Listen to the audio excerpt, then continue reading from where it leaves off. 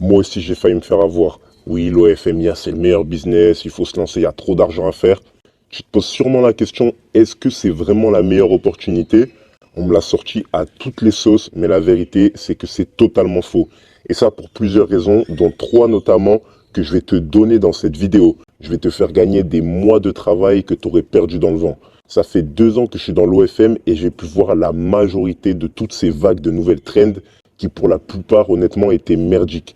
J'ai pris le temps de vraiment me pencher sur la question, j'ai fait pas mal de recherches et testé des choses pour peser les pour et les contre. Et la première raison pour laquelle tu ne dois pas te lancer, c'est que tu te fermes à un énorme marché. Tu penses que tu gagnes du temps en ne bossant pas avec une vraie modèle, mais en réalité, tu te coupes d'un énorme marché. Parce que si tu réussis dans l'OFMIA, ça veut dire que tu as des vraies compétences en marketing. Le problème est que 90% des clients potentiels que tu vas atteindre vont se rendre compte que ta modèle n'est pas réelle et ne vont donc pas consommer son contenu. Tu te fermes donc à tout le marché de clients réels qui ont les yeux ouverts, tout simplement. Et c'est dommage parce que tu as réussi la partie la plus compliquée qui est de les atteindre. Rends-toi compte de la folie. Tu as fait tout le travail, tu es presque en haut de la montagne. Dis-toi que le marché et tout le marketing que tu mets en place, c'est, je sais pas moi, le mont Everest et boum, tu tombes de la montagne au moment où ils se rendent tous compte que ta modèle est une IA. Et ça, c'était seulement la première raison. D'ailleurs, quand je t'aurai donné les 3 raisons, je vais te partager 2 qualités que tu dois absolument développer si tu veux vraiment réussir dans l'OFM, mais aussi dans le business en général. La deuxième raison, c'est tout simplement qu'il n'y a pas de futur avec l'OFMIA. Et cela pour une raison très claire. Parce que les limitations des plateformes arrivent en masse, que ce soit Meta avec Facebook et Instagram, TikTok, Reddit, tout le monde va durcir les règles contre l'IA, contre les faux comptes, contre les deepfakes. Et le vrai business, c'est un business que tu peux construire sur la durée. C'est pas un truc où tu dois recommencer à zéro tous les 3 mois. En fait, tu vas penser que tu gagnes du temps, mais au final, tu prends du retard sur tous ceux qui ont compris ça avant toi. Imaginons que tu es un jumeau. Lui, il va se lancer dans l'OFM normal et toi dans l'OFMIA. Dis-toi que tu vas faire moins d'argent que lui avec les mêmes compétences, mais en plus de ça, tu auras pris du retard quand tu comprendras enfin que tu n'es pas au bon endroit. On a déjà un business qui repose sur un besoin humain naturel. Donc pourquoi essayer de se simplifier la vie avec quelque chose qu'il est déjà? L'être humain a toujours eu cette envie-là d'interaction sexuelle et émotionnelle. Donc au final, pourquoi essayer de casser cette envie-là en ajoutant soi-même des barrières? Et ça nous mène au 3e point, qui est que ça ne marche pas vraiment. C'est facile à dire, mais c'est la vérité. Je ne saurais te dire le nombre de personnes qui sont venues me voir en me racontant le temps qu'ils ont perdu sans faire d'argent à essayer de lancer une modèle IA. J'ai vraiment compris à quel point c'était nul quand un gars que je savais travailleur, j'en avais déjà eu la preuve devant mes yeux, m'a dit qu'il avait fait, il me semble que c'était 40, 50 euros en 2 mois.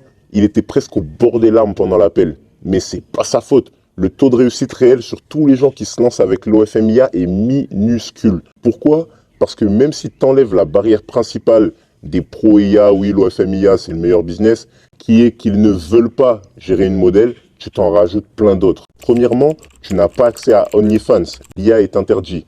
Ou en tout cas, pour ceux qui y arrivent, c'est énormément de bans par la suite, c'est des grosses galères pour faire vérifier ton compte, donc tu dois utiliser des plateformes annexes. Honnêtement, c'est très compliqué. Deuxièmement, ton contenu il va être flagué en 3 secondes sur la plupart des plateformes. Ne pense pas que parce que tu vois des exceptions réussir en postant une IA sur ton Instagram, que ça représente la majorité des gens. J'ai eu tellement de gens qui sont venus me voir pour me dire qu'ils se faisaient shadowban tous leurs comptes dès qu'ils commençaient à poster avec leur modèle IA. Troisièmement, le chatting devient une galère totale. Et même les agences qui réussissent avec ça, tu sais ce qu'elles font la majorité du temps? Elles vont prendre une vraie modèle. Elles lui font faire des scripts pour la réinjecter dans leur IA. Parce qu'ils ont compris que c'était indispensable. Et que quelqu'un vienne me dire que c'est faux. Donc, au final, tu as quand même une gestion modèle. Mais en plus, tu as tous les inconvénients du système IA. Et c'est donc le pire des 2 mondes. Autant s'enlever tous ces problèmes-là et travailler avec une vraie modèle. Avant de passer aux 2 qualités que tu vas absolument devoir développer pour avoir de la réussite en OFM, mais également dans le business en général, sache que tu peux récupérer un guide détaillé gratuitement dans la description, donc en bas quelque part. Tu le recevras par mail et n'hésite vraiment pas que tu sois débutant ou plus confirmé. Comme tu le sais, chaque détail compte. On peut maintenant passer aux 2 qualités que tu vas développer en faisant de l'OFM avec une vraie modèle. Concrètement, c'est des qualités qui te serviront dans toute ton aventure entrepreneuriale. En tout cas, si tu as de vrais objectifs, ce que j'espère honnêtement si tu regardes cette vidéo. La première qualité que tu vas devoir avoir, c'est de savoir gérer des humains, ou plutôt une humaine en l'occurrence. Tu veux être un entrepreneur, j'imagine. Tu vas forcément devoir gérer de l'humain. Et l'OFM, c'est le meilleur terrain d'entraînement pour ça. Si tu es incapable de communiquer, de cadrer, de fixer des objectifs avec une modèle, comment est-ce que tu veux gérer des équipes ou n'importe qui, peu importe le business? Si tu n'apprends en fait jamais cette compétence, tu finiras par retourner au salariat. Et je pense que c'est ce que tu ne veux surtout pas. Donc confronte cet inconfort en ayant une vraie modèle, surtout qu'il y a plus d'argent à la clé. L'IA te vend un faux confort, mais dans le fond, c'est juste une échappatoire merdique pour ceux qui ont peur de se confronter au réel. La deuxième qualité que tu développes en évitant l'OFMIA, c'est de savoir penser long terme. C'est probablement la qualité la plus rare chez ceux qui se lancent dans ce milieu-là, on va dire. Tout le monde veut des résultats rapides, la solution facile, des screenshots à poster, mais très peu veulent construire quelque chose qui tient debout pendant 6 mois, 1 an, 2 ans et plus. En te lançant dans l'OFMIA, tu fais clairement une chose, c'est te lancer sur une pseudo-trend et te laisser avoir par la hype sans réellement faire marcher ton cerveau et réellement te demander où est la vraie opportunité. Et cette opportunité-là, elle est juste devant tes yeux. Donc tu peux aller regarder les autres vidéos de la chaîne dans lesquelles on va beaucoup plus dans le détail de tout ça. Et si tu es arrivé jusqu'à ce point-là de la vidéo, tu fais peut-être partie des plus motivés.